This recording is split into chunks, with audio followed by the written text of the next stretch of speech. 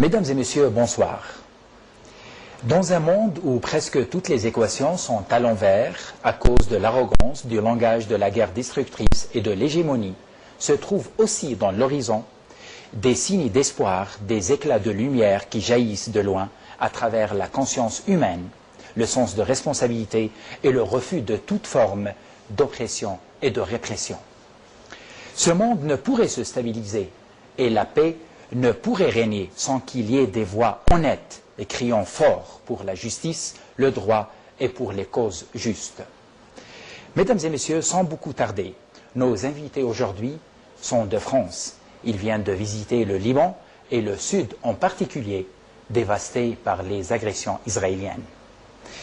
J'ai le plaisir d'accueillir sur ce plateau messieurs Thierry Meyssan, journaliste et écrivain, président du réseau Voltaire pour la liberté d'expression depuis 1994.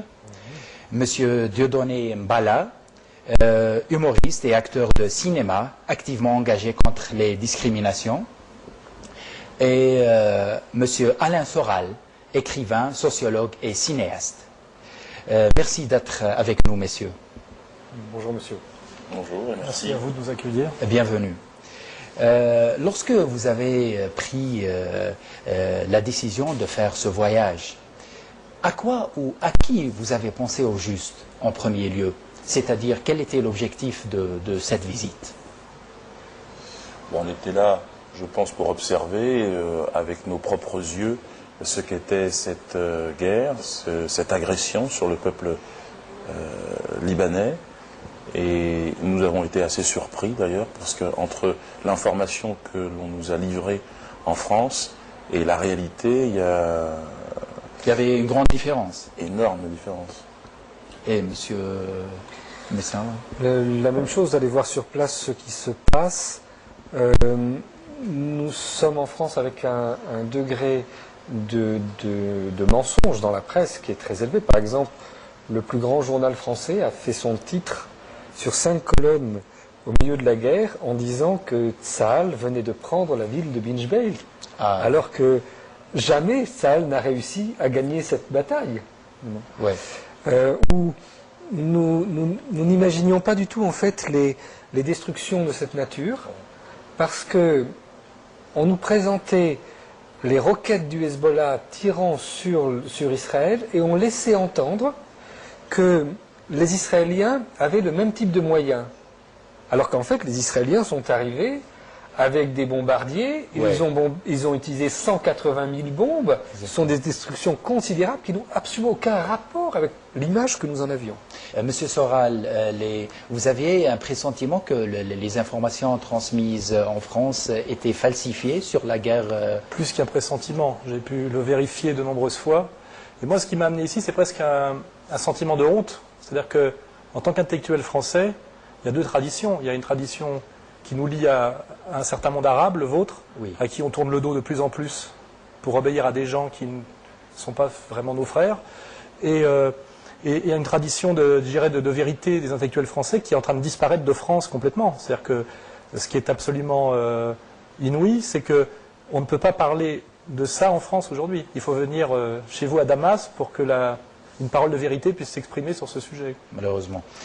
En visitant le Liban, et précisément le sud Liban, trop affecté par les agressions israéliennes, par la sauvagerie israélienne, qu'est-ce qui vous a choqué le plus? Quelle scène ou bien quelle image vous a fait mal, vous a fait trop de mal, mal au cœur? Monsieur Dieudonné, oui. Moi, j'ai envie de dire qu'on a été évidemment choqué par la violence. C'est inouï. Je crois que je ne peux pas faire de parallèle, je ne suis pas un spécialiste des agressions militaires, mais je crois que là, on a observé l'ampleur des une dégâts. Situation assez impressionnante. C'est-à-dire que les immeubles en ruine, sur les quartiers immenses, des milliers de personnes, voire près d'1 million de personnes déplacées. Mais moi, ce qui m'a le plus étonné, c'est de voir je pense que c'est la victoire, parce que c'est la première fois qu'Israël recule. Oui. Je crois que c'est un moment charnière, c'est un moment important. Et la population est extrêmement courageuse, mais surtout très positive. Il y a beaucoup de rire sur le visage Il y a cette des volonté enfants de vaincre, là, il y a de comme vivre. on sent qu'il y a une victoire, que le Liban s'est retrouvé renforcé, unifié, et que le Liban est aujourd'hui certainement dans le monde le baromètre d'un grand changement. Oui, et bien sûr, grâce à cette résistance courageuse. Voilà. Oui.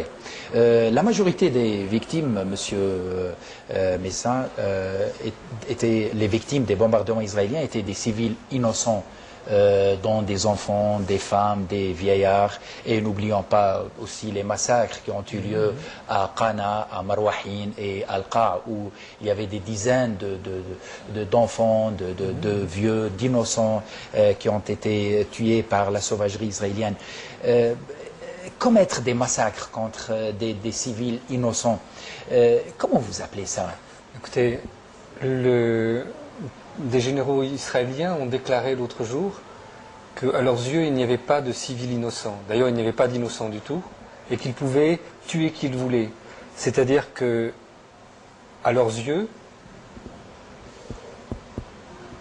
ces gens, ce ne sont pas des hommes, ils ont le droit de tuer comme ça, et c'est leur supériorité qui s'affiche de cette manière.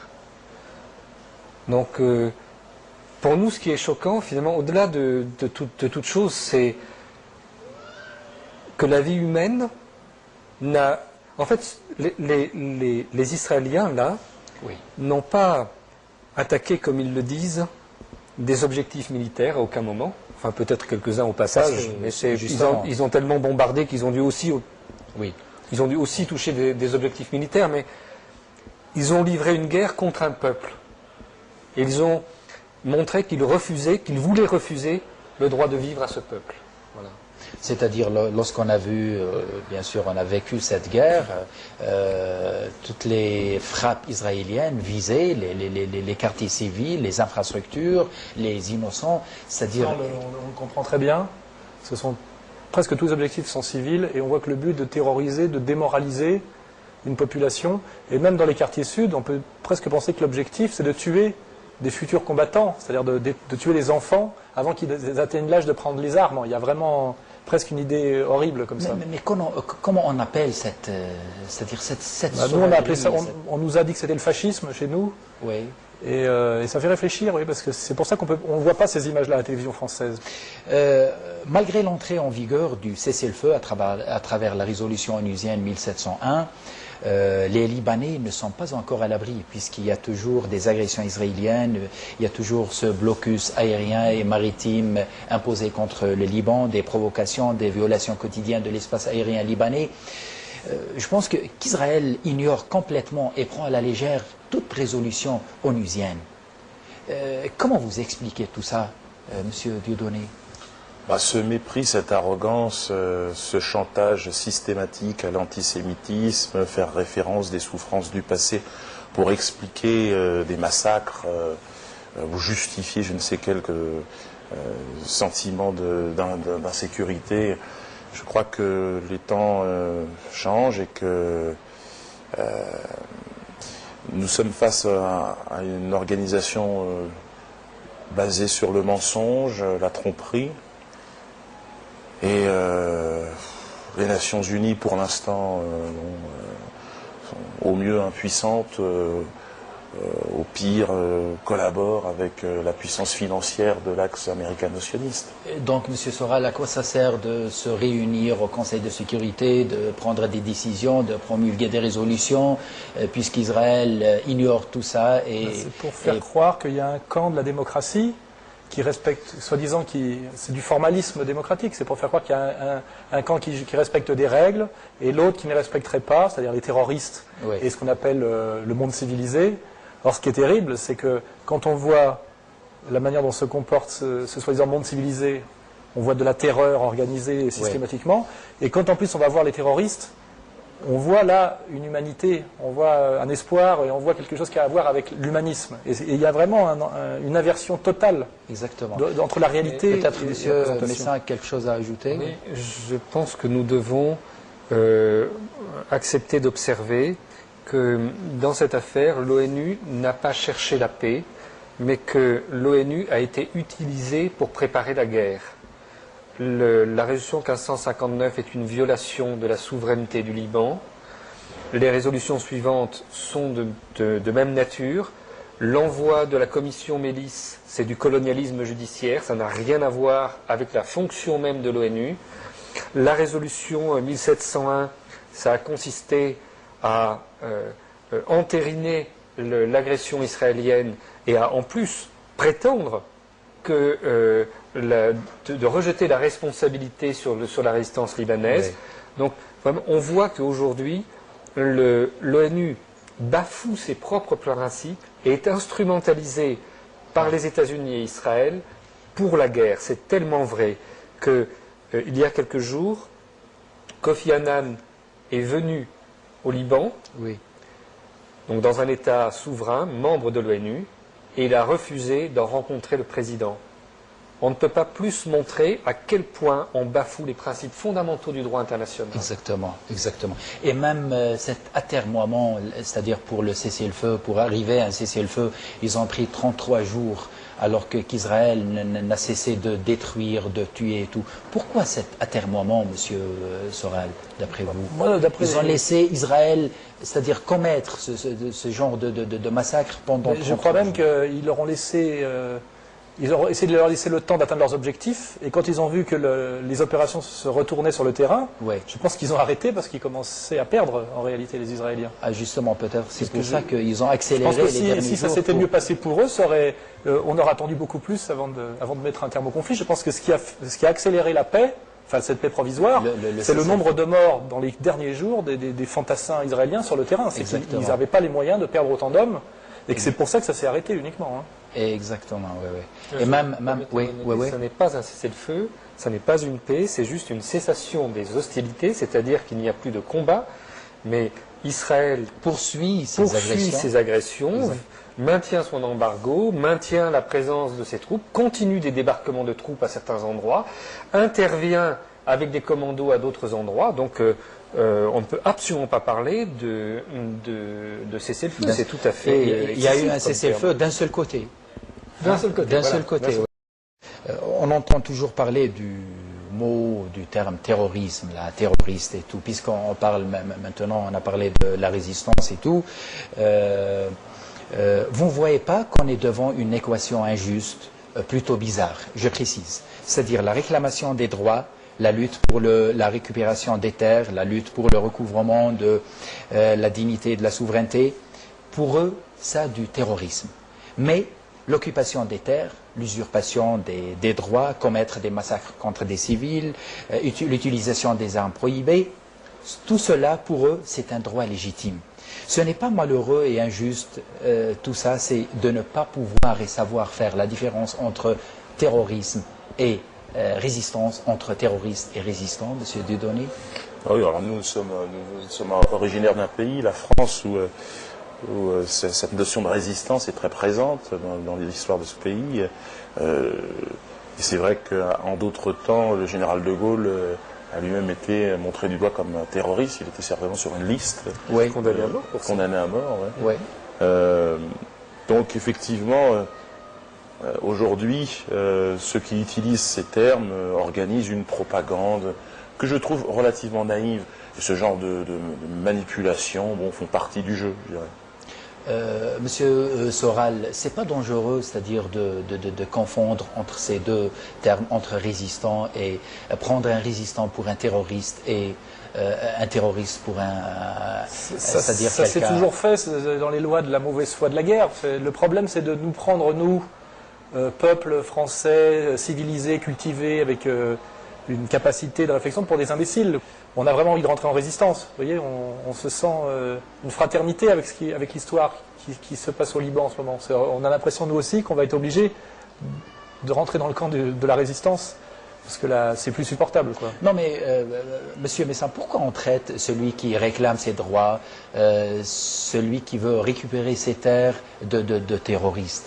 Et on oublie les gens qui tuent, qui commettent des massacres et tout, et on leur donne le droit aussi de faire tout ça. Non, le terrorisme, c'est semer la terreur. Et bon, c'est évident quand même que utiliser des bombardiers, envoyer 180 000 bombes, c'est semer la terreur. C'est le but. Bon.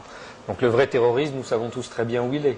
Tuer les enfants, tuer les femmes, tuer les gens civils, là, innocents, ce n'est pas du terrorisme, ça? Bien sûr que si. Bien sûr que si. Mais, comme disait Alain Soral, aujourd'hui, plus personne n'est dupe.